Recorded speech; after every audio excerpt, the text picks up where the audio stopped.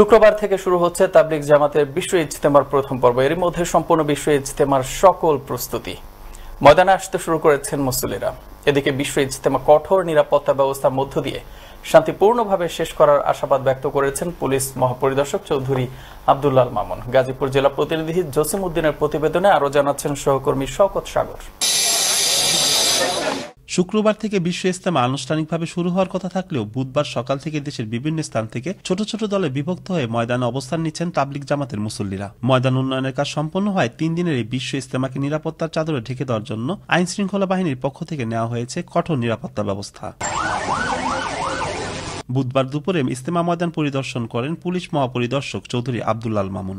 এ সময় তিনি বিদেশি মেহমানদের সাথে সাক্ষাৎ করেন এবং তাদের সুযোগ সুবিধা সম্পর্কে খোঁজখবর নেন। পরে তিনি সাংবাদিকদের জানান, বিশ্ব ইজতেমা শান্তিপূর্ণ এবং কঠোর নিরাপত্তার মাধ্যমে সম্পন্ন করতে নেওয়া হয়েছে নানামুখী ব্যবস্থা। এখানে আমরা মাননীয় স্বরাষ্ট্রমন্ত্রী মহোদয়ের সভাপতিত্বে মিটিং হয়েছে, গতকালকে আমরা নিজেরা করেছি।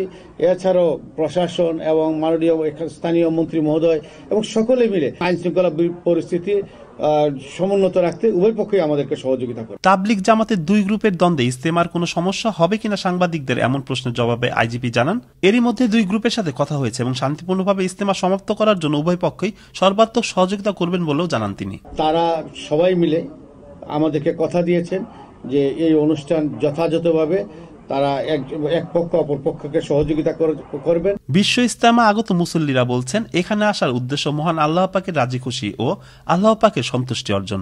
বিশ্ব ইজতেমা আসার উদ্দেশ্য হলো মহান আল্লাহ পাকের রাজি খুশি। মাশাআল্লাহ, আল্লাহ তাবারাক ওয়া তাআলা উনকো জাযায়ে খায়র আতা ফরমায়ে। এখান থেকে হাজার হাজার মানুষের হেদায়েতের ক্ষেত্রস্থল হলো এটা।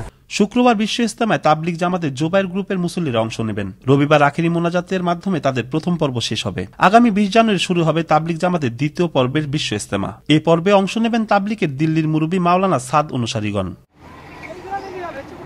শওকত সাগর, আনন্দ টিভি, ন্যাশনাল ডেস্ক।